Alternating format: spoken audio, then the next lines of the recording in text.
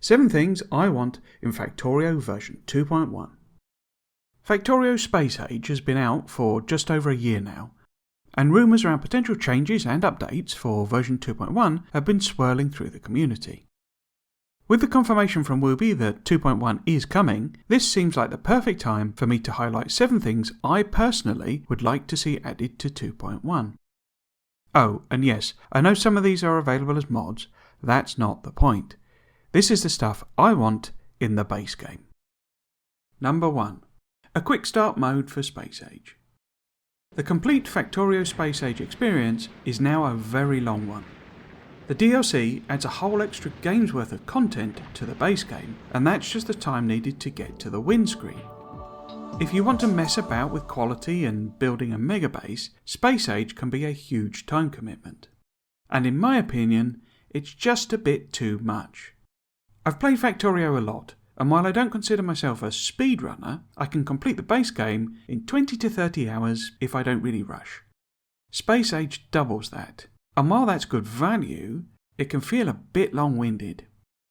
To be very clear, my problem is that you have to play a huge chunk of the base game before you even get to start messing about with the new stuff.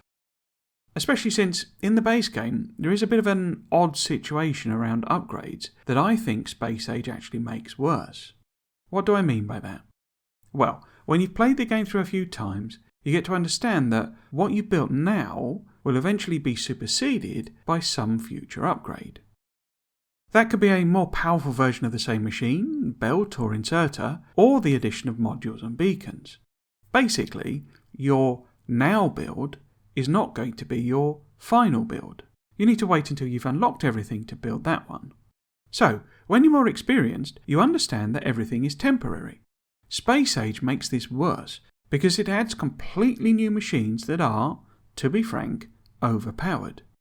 You're in the, well, I'll get better stuff later, so why build good now mode for much, much longer. And in Space Age, these machines are very different. In vanilla Factorio, you can often do the upgrade simply by directly replacing the old version with the new one. There's also a nice synchronicity. Your new machines consume and produce faster, and, in parallel, you get better inserters and better belts that match them. If you leave room for beacons, something that you know to do as an experienced player, then it makes your whole base improvable with just an upgrade planner or new blueprints that fit over the top. Not so with the Space Age machines. They're bigger. They have different types of inputs. They have byproducts. They have huge numbers of different module slots. You need completely new designs, and those probably don't fit into the same space that your assembler-based builds did. And quality compounds this effect further. Kinda, but more on that whole area of the game later on.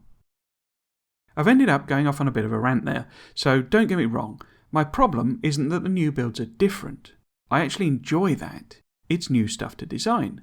My problem is that it can make the early game on Nowvis seem totally pointless. And there's loads of it. There's a lot of technologies to unlock on Nowvis, and with the new machines rendering all your builds obsolete, it can really feel like, I don't know, a waste of time? And worse, playing 20 hours before you even get some of the new stuff can straight up feel like a chore. Taking so long to get to the start of the DLC can feel exhausting, so why not give us an option to shortcut it? But how might it work? Well, I think there's a couple of options.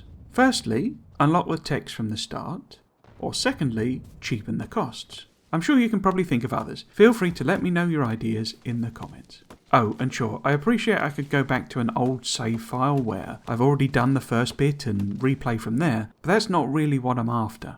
A big part of Factorio's replayability is the roguelike element of having a new map each time. It gives me new challenges and restrictions that I can either work with or try to bulldoze my way through.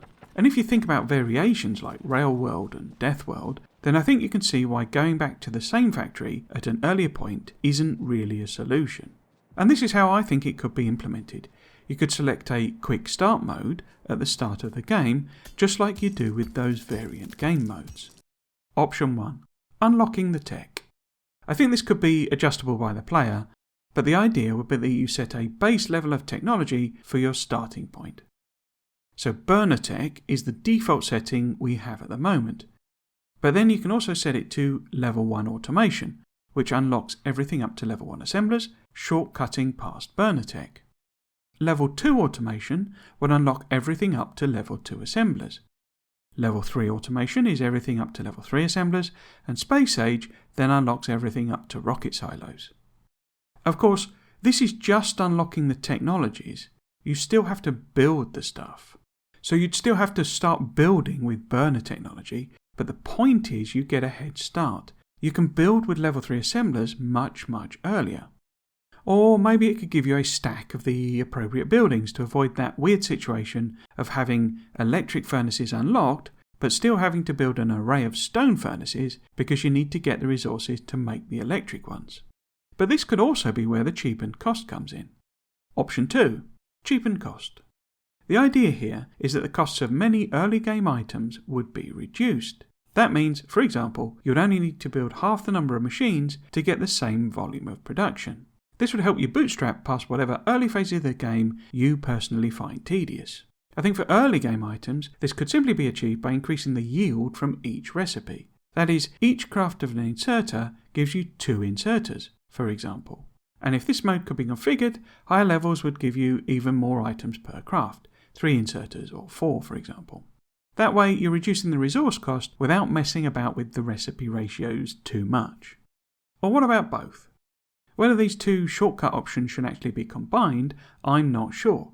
As noted, it'd be a bit weird having to build lots of burner stuff if the whole point is that you've already unlocked everything up to rocket silos. And I think the cheapening of builds is a nice way to speed that up. You can then get past the early phases quite quickly, but you do still have to do them.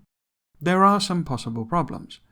The most obvious issue is that if you're unlocking the mid-game techs, then that gives you access to things like flamer turrets, tanks and power armour, when the biter nests are still only producing small biters. As such, there would need to be some balancing. Perhaps biters would also be set to a higher evolution level in conjunction with this tech unlock, for example. Many people already play with no biters or with biters on passive though, so I think if you're selecting this quick start mode, then it's reasonable for it to work in a different way. The balancing problem does kind of go away later anyway, because things get superseded by better versions, which is the whole point. Plus, this is a tweaked mode for those that want to shortcut. It's not the recommended or default way to play. It could even be a New Game Plus option. You can only create maps like this once you've completed the game on default settings. Number 2. Planets in space. This is a fairly obvious one that has a very popular mod already, but as already noted, the thing about mods is, they're mods. I want this in the base game because it's such a nice little touch that adds so much atmosphere to your adventures in space. If you're not already aware of it, the mod adds a picture of the planets behind your space platforms when they're in orbit. And that's it. It's a really simple concept. But if you've not seen it, then I suggest you check the mod out because it's really cool. At the moment, for me, the platforms can feel quite sterile and characterless. Sure, they move and asteroids float around, but the camera being locked to the platform makes it all seem a bit lacking in drama somehow. And besides, seeing the platforms orbit a planet is just cool when you see it in the mod, to the extent that it makes me wonder why it wasn't added before launch. All I can think is that, being the Factorio devs, they didn't want to add a simple, static picture of the planet that doesn't change. For example, the planets in the game have very short day-night cycles that, if you were to reflect them accurately in-game, would see the planets spinning so fast that they'd probably just be a blur. Another problem might be weather. While you could skip it for Volcanus and Aquilo, Nauvis, Gleba and Volgora definitely have rain clouds and storms. Animating all that would be a big job and, although I'm sure it could be done procedurally, it's quite a big task for something that's just cosmetic. The last difficulty I could see would be representing your actual planet and what you've built. The game generates the terrain procedurally, and features like rivers, lakes, plateaus, biomes, volcanoes, and others are all represented on the map. Those could be relatively easy to show since it's procedural. However, it also begs another question of whether the picture of the planet would also represent what your actual playthrough looks like. In particular, what about your buildings? While they could skip the fine details, a large area where there are buildings would likely be visible from orbit, and rocket launches would likely be something you see from orbit as well. But, as I think the mod proves, none of that stuff really matters. Sure, some level of dynamism for the model would be awesome, but even static planets look great. It's just a background that gives the right atmosphere. It doesn't need to be a detailed simulation. Number 3. Ship-to-ship transfer. One of the things that I was surprised wasn't in the expansion was the ability to transfer things between platforms. I can maybe understand blocking this for the early game, as it could make some of the logistics a bit too easy. For example, I guess if you had a static platform, then you could send rockets up more slowly, rather than have to do it in a surge when a platform arrives. But overall, I don't think that would actually offer that much of an advantage. And if it does, then perhaps this could be limited to a late game technology that you need Prometheum science for. What it would do is give us the opportunity to have two types of platforms. Static ones that are more like space stations, and mobile ones that are more like spaceships. Whether we could get some sort of docking animation, I'm not sure. I'd be happy if the cargo pods simply flew between the separate platforms. And I think this is where some complexity could be introduced, which might be what a new technology would unlock. Perhaps we could be limited in the number of static platforms we're allowed, so there's just one Space Station Volcanus. But I'm actually thinking they could be treated more like train stations. This is where I think this extra restriction could come in, with a special ship-to-ship cargo pod for transfer. I'm envisaging this as something you have to add to your platforms, and maybe provide fuel for, which would effectively act as a bit like an inserter, picking up items from one platform and moving them to another. Maybe you could add as many as you liked, but I'd prefer it if you were forced to add them to the hub, and they perhaps took up that whole side of the hub. That way it would force some trade-offs with the storage modules. You could still put as many storage modules on as you liked, but you would then lose a cargo pod connection on that side, which limits your throughput. I'm thinking this could maybe introduce a width versus speed dimension to platform design. So we'd effectively be forced to make a choice along the lines of fast ships with small cargo bays that can transfer items quickly, versus bulk haulers with more cargo slots, but they load and unload slower.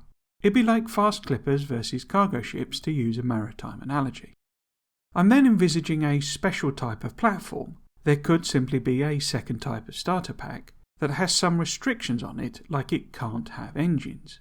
However, it could then sit in orbit and have a special receiver bay for loading from other platforms. Perhaps the number of simultaneous receiver bays could be an infinite tech to enable megabases to expand their throughput. But I'll be honest, what I really want is to move all my manufacturing into space using dedicated platforms. I don't want to have to drop resources down to the planets and then ship it all back up again to make dedicated space manufacturing work. Speaking of which... Number 4. Quality tweaks. Okay, I'm going to cut to the chase on this one. I have some issues with quality. For me, it has the same problem that I was talking about in my first point. In the same way that foundries and EMPs come along and make the whole level 1, level 2, level 3 assembler thing seem tedious, why bother upgrading to uncommon when you know that rare is coming along soon, then epic, then legendary? And the random nature of it makes this annoyance even sharper.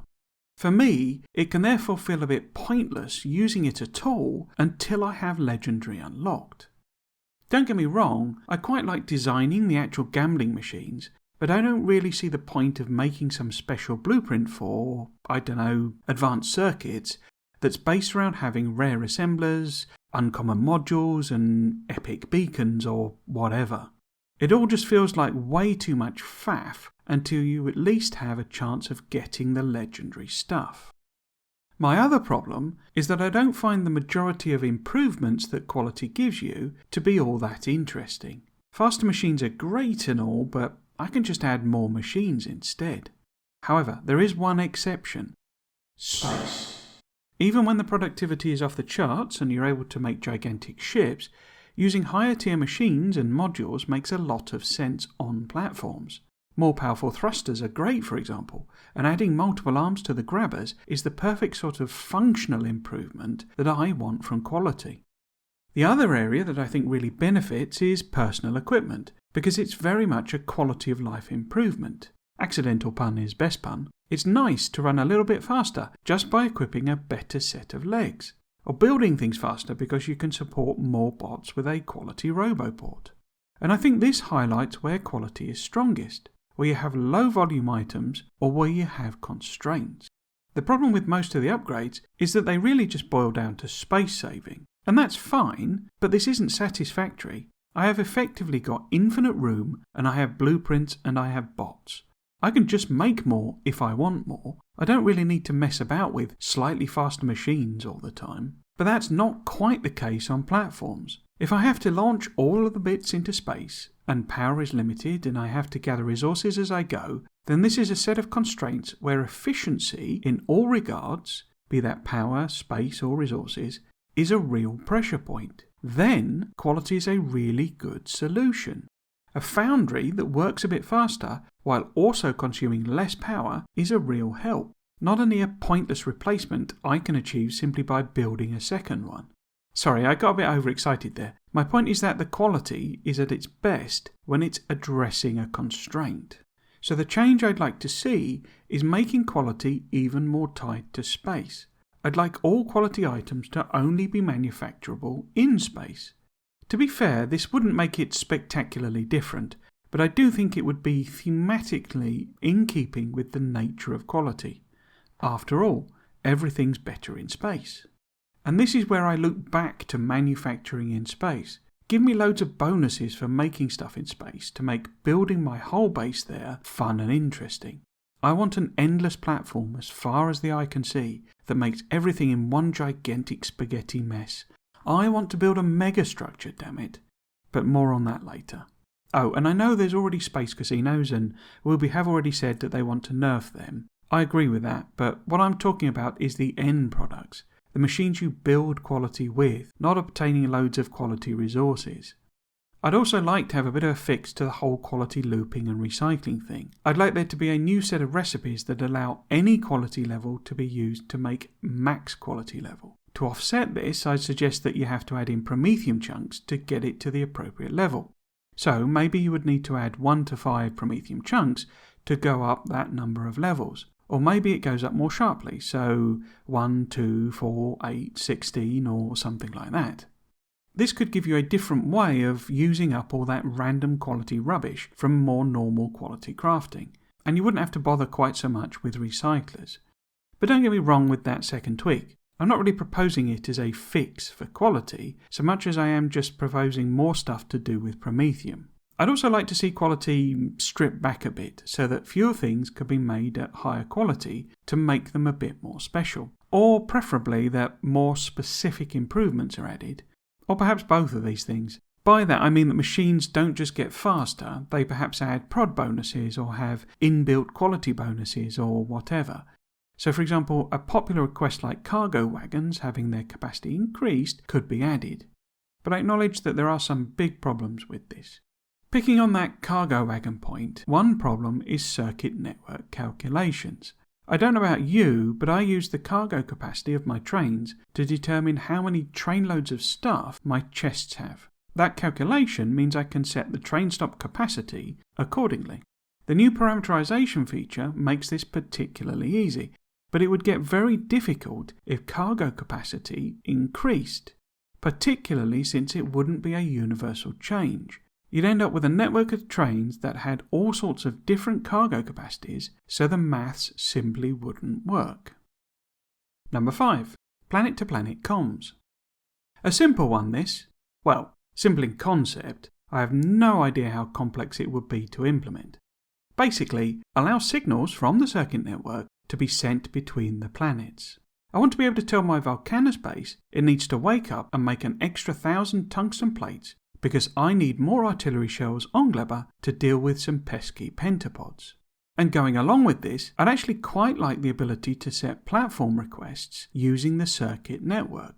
I know you can sort of do some things in this area currently, but it's nowhere near as flexible as the train system. That way, I can have my fast cutter sat in orbit around Nauvis, and when the pentapods get the idea that my fruit should be collectivized for the mutual benefit of the unwashed proletariat, it can go to Vulcanus, load up on artillery shells, and then deliver them to Gleba for the targeted re-education of the locals. No need for me to mess about finding spare ships, setting up extra orders, or even having bulk carriers dropping stuff off everywhere.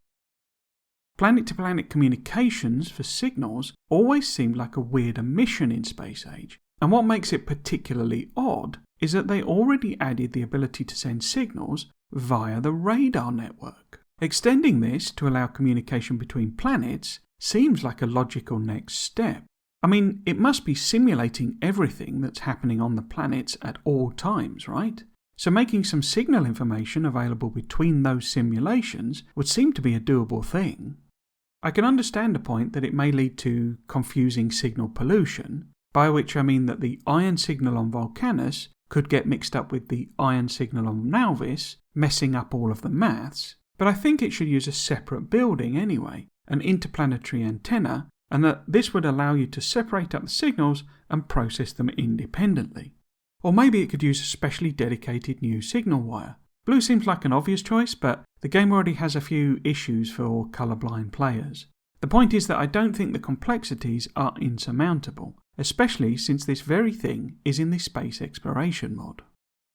Number 6. Refrigeration.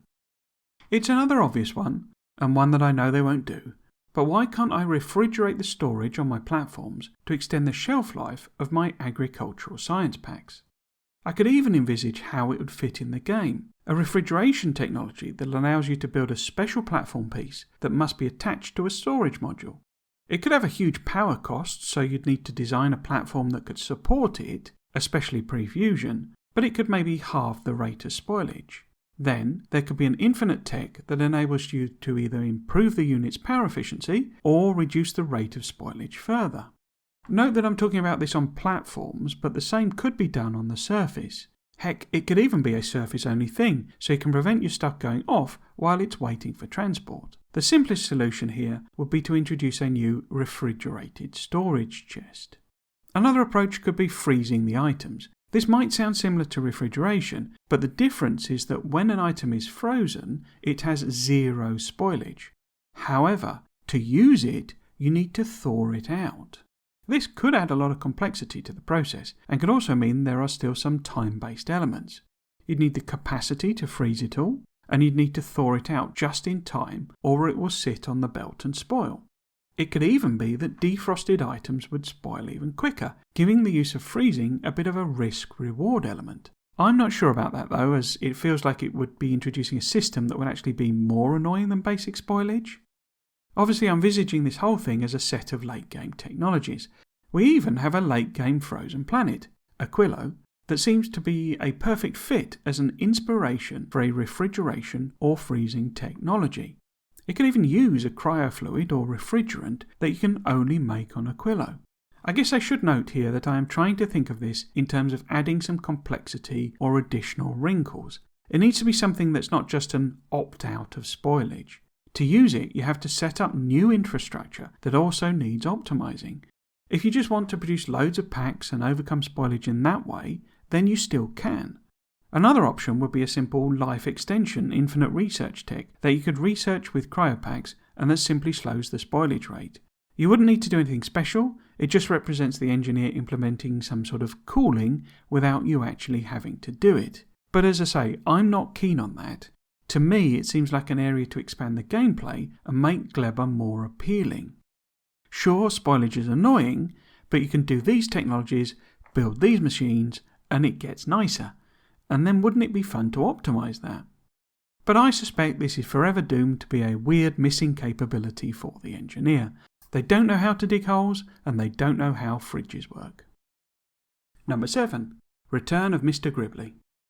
This one's a bit more open than the others. It's more like something I'd like to see introduced with some speculation about how it might work, rather than a definitive wish as such. All the way back when Space Age development was getting started, we got this tease of a new alien type that I affectionately dubbed the Gribbly alien. This guy sparked all sorts of speculation. Could it fly? It certainly seems like it's hovering. Did it have some sort of psychic attack? It seems to be mostly brain. Was it a new biter type or something else? We didn't know about all the new types of aliens at that point. Will be explained in a Friday Facts that Mr Gribbly was removed during development. Originally, the intention was for it to be the alien on Aquilo. It would have had a very different mechanic for how it would work when compared to both the biters and the new aliens that made it. I actually talk about what these mechanics might have been in a different video, but for this version 2.1 video I'd like to suggest something else. How about making him part of the biter force, as well as making him an optional extra? I think it could be integrated quite well with the existing biters by giving it a different sort of attack. Currently, the biters have a couple of force gaps compared to the engineer, and Mr Gribbly could be used to plug these. One example is walls. The biters don't really have an equivalent to walls, and, as I mentioned, Gribbly looks like a giant brain, so perhaps it could project some sort of psychic force field. I'm envisaging this version of it as a biter that's more focused on defence and therefore sticks close to the nests. The shield it provides could perhaps be like a wall in that it has a charge that you have to deplete first. Or it could be more like a shield in Dune, where certain attacks, perhaps slow-moving grenades, capsules and fire, can get through, but energy weapons, lasers and Teslas, and fast projectiles, bullets, missiles, railguns, are blocked. While I think this option is perhaps a bit basic, it might encourage a more combined arms approach to combat, especially if the deployment of grenades and capsules could be automated. Currently, I don't think there's enough incentive for players to use all the tools in the combat toolbox. My second thought on how he could work would be more like a biter version of the grenades or poison capsules.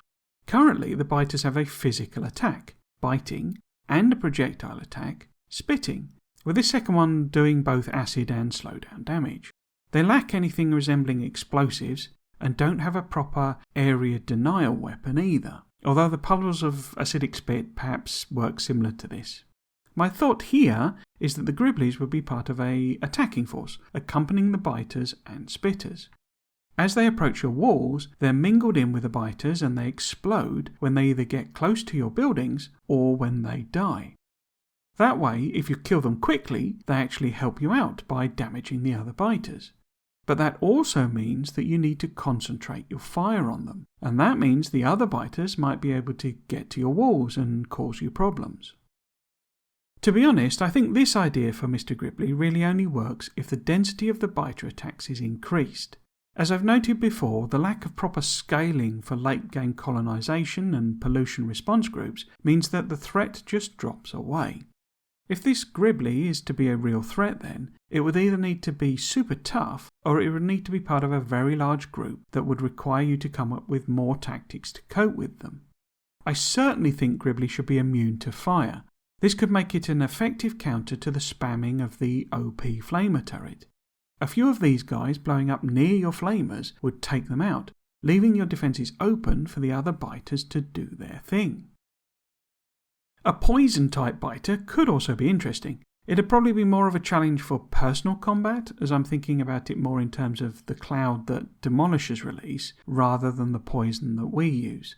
That way it could cause big problems for you in an area, but it could reasonably have no effect on the biters themselves. Small and medium biters and worms in particular are quite vulnerable to poison. But there are lots of other possibilities about how they could work. I'd love to hear your ideas in the comments. And, if introduced, do you think they should be optional? I think they could be something that you could turn off if you wanted, but I also think that they could be kept as a special surprise for Death World. And in particular, they could be especially challenging if the explosion they unleash scales with their evolution. Imagine facing a behemoth Gribbly that detonates with the force of a nuke. That'd cause some real headaches for your defences. Bonus. A proper ending. This is such a big one that I could do a whole video on it. So I did. So yes, this is basically a plug for one of my other videos, where I already discussed ideas for a revised endgame.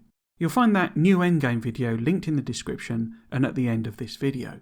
But the point is that a new endgame is high up on my wishlist for version 2.1. My basic issue is that I don't find the number goes up ending for Space Age particularly inspiring. I know mega basing is something a lot of people like, but I want a more definitive end for the expansion. In that other video, I therefore discussed 3 areas where I thought an ending could be implemented in Space Age. First off, I talked about 3 combat options.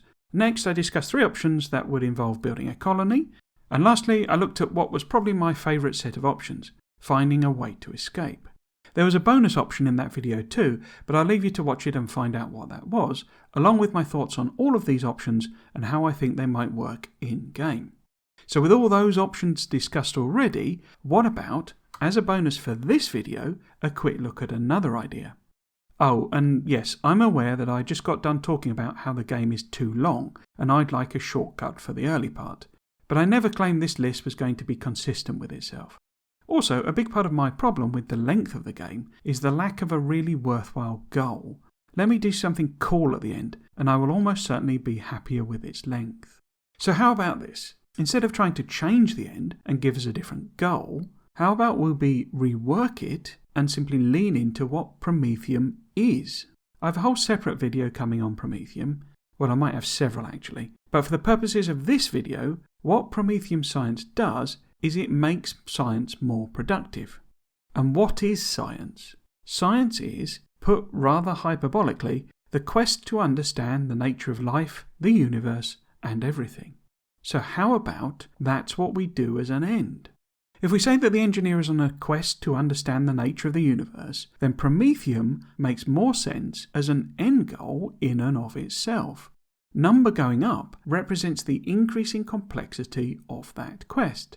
That's why more and more Promethean science is needed each time to push that understanding even further. It's why it's a science productivity research. The engineer gets a better and better understanding of the universe, and therefore other sciences simply become easier. So what does that mean for the endgame? Well, first off, I think I would want the end screen to be tweaked to align with the completion of one Prometheum science, rather than when you reach the solar system edge. I then suggest maybe that the Prometheum science is tweaked to have the first one be a special fixed level, a bit like the damage science is, where you can do a few before it becomes flagged as an infinite tech. At the end of this fixed level, there'd be an engineer achieves apotheosis achievement as well. That is, the engineer ascends to godhood. And at this point, the engineer changes, there'd be a new sprite, and acquires several godlike powers. What these are could be anything, but here's some ideas. The ability to transfer between planets instantaneously, a teleport basically. Immunity to damage. If you're a god, then some biters aren't going to be a problem for you. The ability to go outside on platforms. Do you even need to breathe anymore? Perhaps they could double the inventory space, run speed, and improve other personal traits like crafting speed. If you're a god, then mortal constraints are less of a thing. You could maybe even set the quality level in handcrafting, irrespective of ingredient quality. And I'm sure you could think of some other little perks and buffs that would make life a bit easier. One of the things I particularly like about this idea is that it could tie together some of the random odds and sods of lore that I've been speculating about. For example, what happened to the Fulgurans? Either it doesn't matter, their presence is a coincidence, or perhaps they were the reason that Bob was full of Prometheum. Why is the engineer in the Nalvis system? They're after the Prometheum in Bob. Who blew up Bob, the Shatter Planet? It was the engineer trying to get at the Prometheum. Why does the engineer want the Prometheum? To do Prometheum science and thereby understand how the universe works. Why did the engineer crash? It was an accident. They simply hit a bit of the blown up Bob. That is, blowing Bob up didn't quite go according to plan. The game then plays out as normal. The point is you're just recovering from a giant setback. So those are my most wanted changes, additions and tweaks for Space Age version 2.1. And as I said at the start, I'd love to hear your wishlist for version 2.1. If there are enough ideas, I'd like to do some videos discussing them, but the thing is, those can be a bit tricky, as I like to make these videos open and welcoming to everyone's ideas. So I prefer that sort of a video to be, I don't know, sort of like a riff on your ideas rather than critiquing them as such. And I've found that doing that can be quite tricky, to be honest with you. And besides, it's Wooby that gets to decide what to actually put in the game. It's nothing to do with me. So in the meantime, if you want to hear about all those ideas for a revised endgame that I mentioned, then click on the video that's linked on the screen. So, there's going to be a 2.1. I was actually starting to think it might not happen, to be honest with you.